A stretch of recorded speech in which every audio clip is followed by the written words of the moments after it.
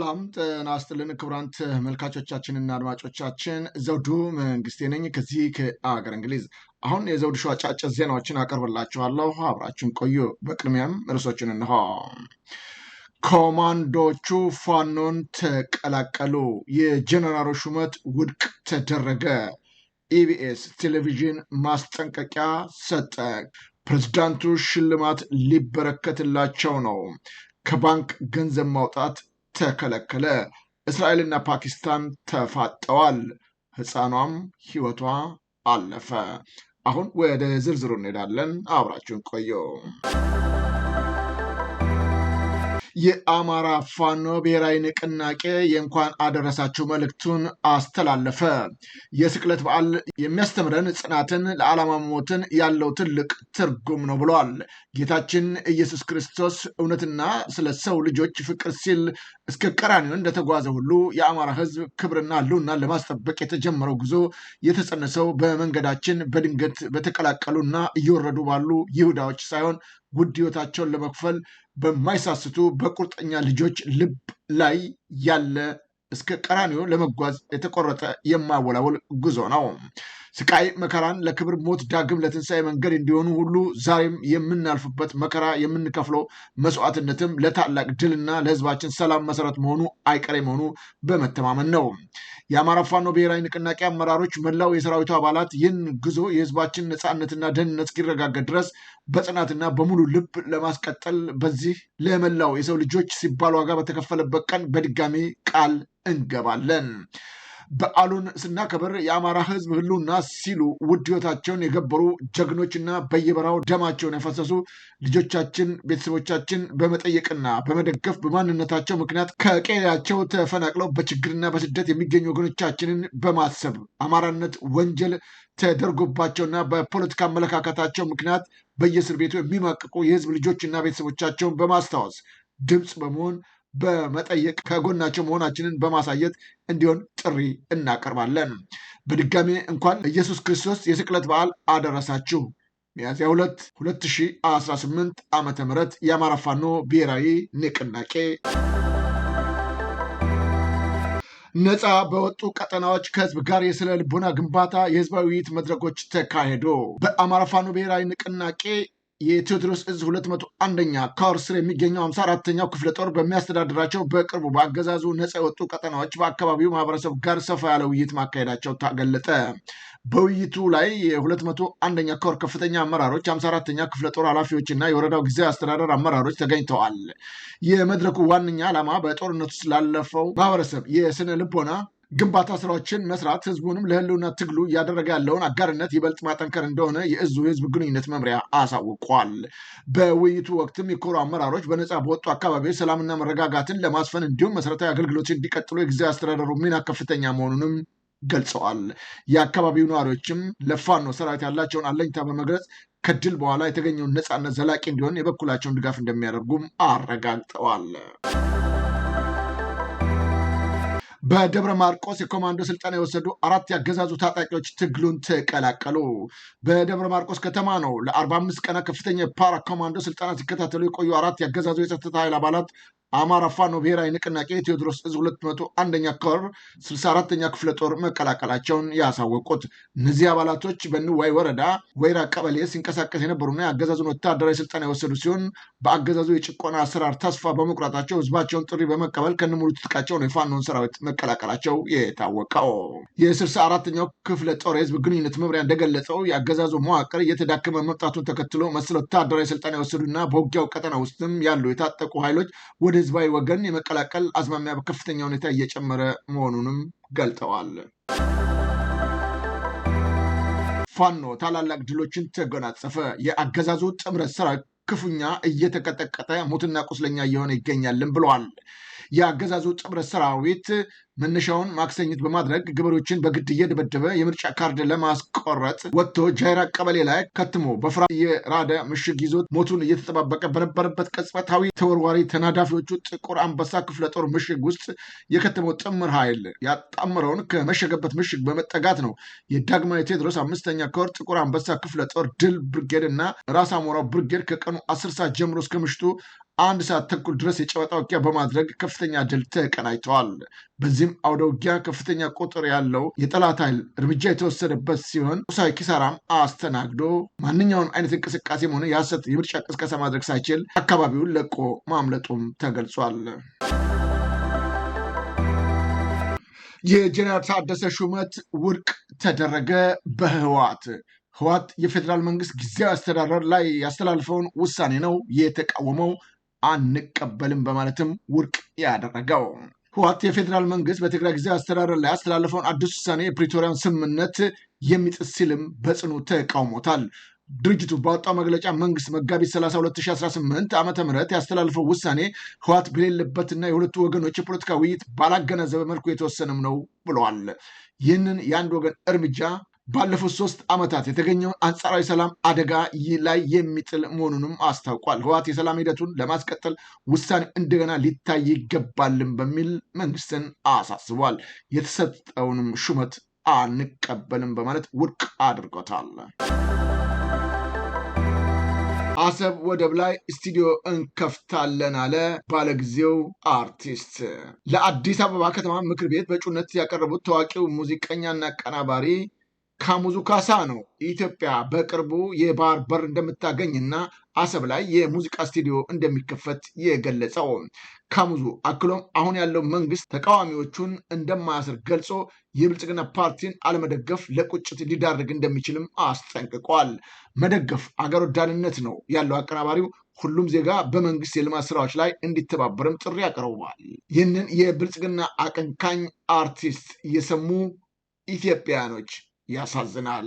ኢትዮጵያ በእንደነዚህ አይነት ሰዎች መደገፋቸው የሀገርን ሰላምና ጸጥታ ለማስከበር ስራዎችን መስራት ሲገባው በሙያው ይልቁንም ገዳይና አስገዳይ የሆነውን ስርዓት ደግፉ፣ እሱን አለመደገፍ ያስቆጫል ማለቱ ደግሞ ገራሚ አድርጎታል ይህንን ግለሰብ ብለዋል። በኢትዮጵያ ሰላም እንዲመጣ መትጋት ሲገባው እንደገና በተቃራኒው የጠብጫሪነት ቅስቀሳ ማድረግ በሌላ ሀገር ላይ ጭምር ሳይቀር ወረራ ለማድረግ የሚያደርገው ቅስቀሳ እውን ኢትዮጵያን አደጋ ውስጥ ለመክተት እንጂ የተሻለ ስራ ለመስራት እንዳልሆነና ብልጽግና የሰበሰባቸው እንደነዚህ አይነትን ጸረ ኢትዮጵያ አመለካከት ያላቸውን ግለሰቦች መሆኑ ፓርቲው ምን አይነት የዘቀጠና የወደቀ እንደሆነ አመላካችም ነው ብለዋል።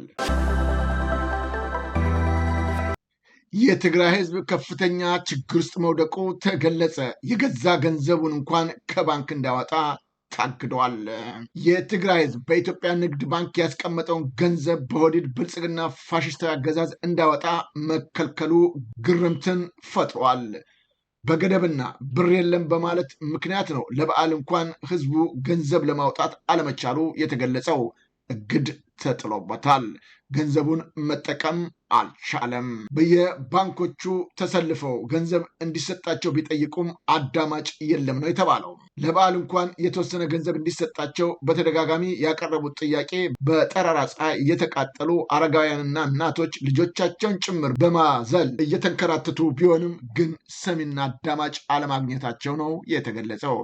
በገዛ ገንዘባቸውና ሀብታቸው የአብይ አህመድ መንግስት ኢትዮጵያኖችን እያሰቃየ መከራ ላይ መጣሉ አልበቃ ብሎት በተጨማሪም የገዛ ገንዘባቸውን እንኳን እንዳይጠቀሙ እያደረገ መሆኑ በቅርቡ ሊወድቅ እንደሚችል አመላካች ተግባሮቹን እያከናወነ ይገኛልም ነው የተባለው።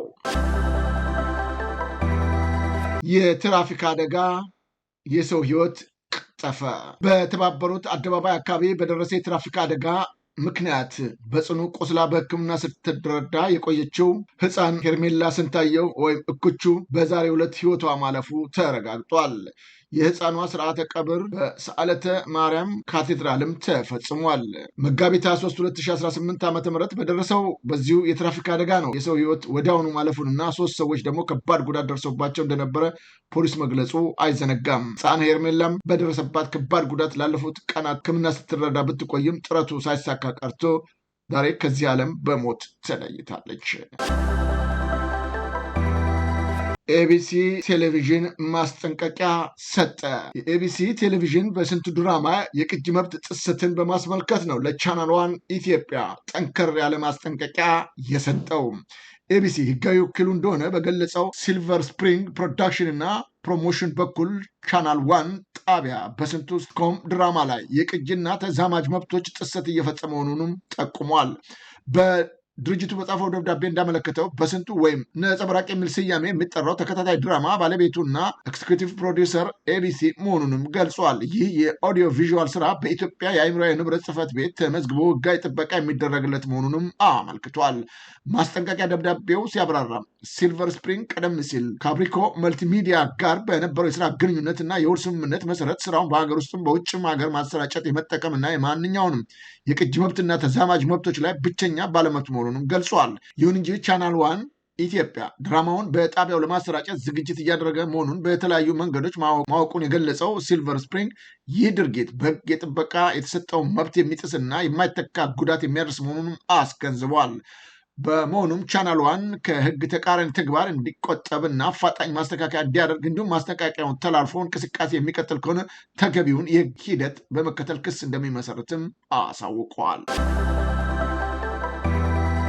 የቱርክ ነዳጅ ቁፋሮ መርከብ ለመጀመሪያ ጊዜ በሶማሌ ባህር ክልል የነዳጅ ፍለጋ ቁፋሮ ለመጀመር ሞቃዲሾ ወደብ ደረሰች። መርከቧ በሞቃዲሾ ወደብ መድረሷን የገለጹት የሶማሌ መገናኛ ብዙሃን ፕሬዚዳንት ሐሰን ሼክ መሐመድን በሚካሄደው የአቀባበል ስነስርዓት ላይ ይገኛሉ ተብሎም ይጠበቃል። የሶማሌ ባለስልጣናትና የሀገር ውስጥ መገናኛ ብዙሃን ድርጊቱን በሀገሪቱ ታሪክ የመጀመሪያው ባህር ላይ የነዳጅ ቁፋሮ ጥረት ሲሉም ገልጸውታል። የነዳጅ ክምችቱ በንግድ ደረጃ ሊመረት የሚችል መሆኑን ከተረጋገጠ የሶማሌ ኢኮኖሚ በተስፋ በእጅጉ ሊቀይረው እንደሚችልም ይታመናል ተብለዋል። ቱርክ ባለፉት 10 ዓመታት በሶማሊያ ያላትን ተጽዕኖ በከፍተኛ ሁኔታ እያሰፋች የመጣች ሲሆን በመሰረተ ልማት፣ በደህንነት ትብብርና በኢነርጂ ፍለጋ ዘርፎች ላይም የምታደርገው ኢንቨስትመንት ከሶማሌ ቁልፍ ዓለም አቀፍ አጋሮች መካከል አንዷ እንድትሆንም አድርጓታል። ጠቅላይ ሚኒስትር ኔታንያሁ ከሊባኖስ ጋር ድርድር እንዲጀመር ትዕዛዝ አስተላለፉ። ጠቅላይ ሚኒስትር ቤንያሚን ኔታንያሁ እና የሊባኖስ ፕሬዝዳንት ጆሴፍ የእስራኤል ጠቅላይ ሚኒስትር ሰራዊት ከባድ ጥቃት እየፈጸመ ካለበት ሊባኖስ ጋር ሚኒስትሮቻቸው ቀጥተኛ ንግግር እንዲጀምሩ ማዘዛቸውን አሳውቀዋል። ጠቅላይ ሚኒስትሩ በኤክስ ገጻቸው ላይ በኢብራይስጥ ቋንቋ ባሰፈሩት ጽሑፍ ነው ከሊባኖስ በኩል ቀጥተኛ ድርድር እንዲደረግ ቀረበ ባሉት ተደጋጋሚ ጥሪ መሰረት ካቢኔያቸው ንግግሩን በአስቸኳይ እንዲጀምር መጠየቃቸውን ገልጸዋል። ኔታንያሁ ጨምሮ የሚደረገው ንግግር ሄዝቦላን ትጥቅ ማስፈታት እንዲሁም በሊባኖስና በእስራኤል መካከል ሰላማዊ ግንኙነት እንዲፈጠር ማድረግ ላይ የሚያተኩር ይሆናልን ብለዋል። ጠቅላይ ሚኒስትሩ ኔታንያሁ ይህንን ከማሳወቃቸው ቀደም ብሎ የሊባኖስ ፕሬዝዳንት ጆሴፍ አዋንስ ብቸኛው መፍትሄ ሁለቱ ሀገራት ተኩስ አቁም አድርገው ቀጥተኛ ድርድር ማካሄድ ነው ሲሉም ተናግረዋል። ፕሬዝዳንቱ የሊባኖስ የጸጥታ ኃይሎች በአስቸጋሪ ሁኔታ ውስጥ ቢሆኑም ሕግ የማስከበር ስራቸው ሙሉ ለሙሉ ሲያከናውኑ መቆየታቸውንም ተናግረዋል። እስራኤልና የኢራን አጋር የሆነው የሊባኖስ ታጣቂ ቡድን ሂዝቦላ ኢላማ በማድረግ ከአንድ ወር በላይ ጥቃት እየፈጸመች ሲሆን እግረኛ ወታደሮቿም በደቡብ ሊባኖስ አሰማርታለች። እስራኤል ባለፉት 2 ቀናት ዋና ከተማ ቤሩት ውስጥ እና በሌሎችም በርካታ የሊባኖስ አካባቢ በፈጸመችው ጥቃት ነው ከ200 በላይ ሰዎች ተገድለዋል። ከ1000 በላይ ሰዎችም ዳግም ጉዳት ደርሶባቸዋል ነው የተባለው። እስራኤል ለዶናልድ ትራምፕ ከፍተኛውን የሰላም ሽልማት ልታበረክት መሆኑ ተነገረ። እስራኤል ለዶናልድ ትራምፕ ከፍተኛውን የሰላም ሽልማት ልታበረክት መሆኑ ተነገረ። የእስራኤሉ ጠቅላይ ሚኒስትር ቤንጃሚን ኔታንያሁ እንደገለጹት እስራኤል ለፕሬዝዳንት ዶናልድ ትራምፕ አዲስ የተቋቋመውን የእስራኤል የሰላም ሽልማት ልትሰጥ መሆኑን ገልጠዋል። ይህ ሽልማት በሀገሪቱ የሰላም ዘርፍ የሚሰጠው ከፍተኛው የሲቪል ክብር ሲሆን ትራምፕ ለእስራኤል አይሁድ ሕዝብ ላበረከቱት ላቅ ያለ አስተዋጽኦ እውቅና ለመስጠት የተዘጋጀም ነው ተብሏል። ይህ ባለፉት 80 ዓመታት ውስጥ የእስራኤልን ፕራይስ ክብር ለውጭ ሀገር ዜጋ ሲሰጥ ለመጀመሪያ ጊዜ ሲሆን ፕሬዚዳንቱ በሚቀጥለው የፈረንጆቹ ሚያዝያ 2026 በሚከበረው የእስራኤል የነፃነት ቀን ጉብኝታቸው ሽልማቱን በአካል ይቀበላሉ ተብሎም ይጠበቃል። ይህ ሽልማት ትራምፕ ለጽዮናውያን ያሳዩትን ጽኑ ድጋፍ የሚያከብር ሲሆን በተለይም ኢየሩሳሌም የእስራኤል ዋና ከተማ አድርገው እውቅና መስጠታቸው የአብርሃም ስምምነትን አብርሃም አኮርድ በማመቻቸት ከመካከለኛው ምስራቅ ሀገራት ጋር ያላቸው ግንኙነት ማደሳቸው የአይሁድን ጥላቻ መታገላቸውና የታገቱ እስራኤላውያንን እንዲፈቱ ላደረጉት ጥረት የተሰጠ እውቅና ነው ተብሏል። ይህ ውሳኔ በትራምፕና በኔታንያሁ መካከል ያለውን ጥብቅ ወዳጅነት ይበልጥ የሚያጠናክር እንደሆነም ተነግረዋል። ፓኪስታንና እስራኤል ተፋጠጡ። ይህ የካንሰር መንግስት የፈጠሩ አካላቶች በገሃነም እሳት እንዲቃጠሉ ጸልያለሁ ሲሉ የፓኪስታኑ የመከላከያ ሚኒስትር ገለጡ።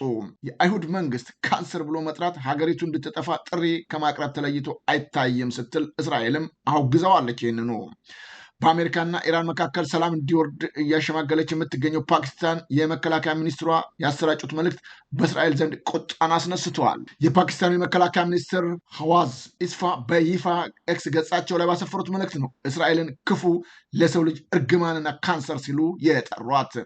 እስራኤል የተመሰረተችው አውሮፓውያን ከአይሁዶች ለመገላገል በወሰዱት እርምጃ በፍልስጤም ምሬት መሆኑንም ገልጠዋል። በኢስላማባድ የሰላም ንግግር እየተካሄደ ባለበት ወቅት ነው እስራኤል በሊባኖስ የዘር ማጥፋት እየፈጸመች ነው ሲሉ የተናገሩት። ከጋዛ እና ከኢራቅ ቀጥሎ አሁን በሊባኖስ የሚፈሰው ደም ሳይገታ መቀጠሉን በመጥቀስ ይህንን የካንሰር መንግስት የፈጠሩ አካላቶች በገሃነመ እሳት እንዲቃጠሉ ተስፋ አደርጋለሁ እጸልያለሁም የሚል ጠንካራ ሀሳብ አጋርተዋል። የእስራኤል መንግስትም ለፓኪስታን መከላከያ ሚኒስትር መልእክቷን አፋጣኝና ጠንካራ ምላሽ ሰጥታበታለች። የጠቅላይ ሚኒስትር ቢንያሚን ኔታንያሁ ቢሮ እስራኤል ትጥፋ የሚለው ጥሪ እጅግ አስነዋሪ ነው ብለዋል። ይህንን ከየትኛውም የመንግስት በተለይም ደግሞ ገለልተኛ የሰላም አሸማጋይ ነኝ የሚል አካል የሚጠበቅ መግለጫ አይደለም ሲሉ ቁጣቸውን ገልጠዋል። የውጭ ጉዳይ ሚኒስትሩ ጌዲዮን ሰዓድ የመከላከያ ሚኒስትሩ ንግግር ግልጽ የአይሁድ ጥላቻ የታየበት ነው ሲሉም አውግዘውታል። የአይሁድ መንግስት ካንሰር ብሎ መጥራት ሀገሪቱ እንድትጠፋ ጥሪ ከማቅረብ ተለይቶ አይታይም ነው ያሉት። አክለውም የእስራኤል መጥፋት ከሚመኙ አሸባሪዎች ራሷን የመከላከል መብቷ የተጠበቀ ነው ሲሉም ተናግረዋል። ይህ የቃል ምልልስ የፓኪስታን በአሜሪካና በኢራን መካከል እያደረገች ያለችውን የሽምግልና ጥረት ጥያቄ ውስጥ ሊጥለው እንደሚችልም የዲፕሎማሲ ተንታኞች እየገለጹም ይገኛሉ። ክቡራን ተመልካቾቻችንና አድማጮቻችን ለአሁኑ ያቀረብኩላችሁ የዘውዱ ሾው አጫጭር ዜናዎች እነዚህን ይመስሉ ነበር። በቀጣይ ዝግጅታችን እስከምንገናኝ የዘውዱ ሾው ሚዲያን ሼር፣ ላይክ እና ሰብስክራይብ በማድረግ ወዳጅ ቤተሰቦቻችን እንድትሆኑ ከወዲሁ በማክበር እንጋብዛለን። ከዜናዎቹ ጋር አብሬያችሁ የነበርኩትን የዘውዱ መንግስት የነበርኩኝ። ጤና ይስጥልኝ።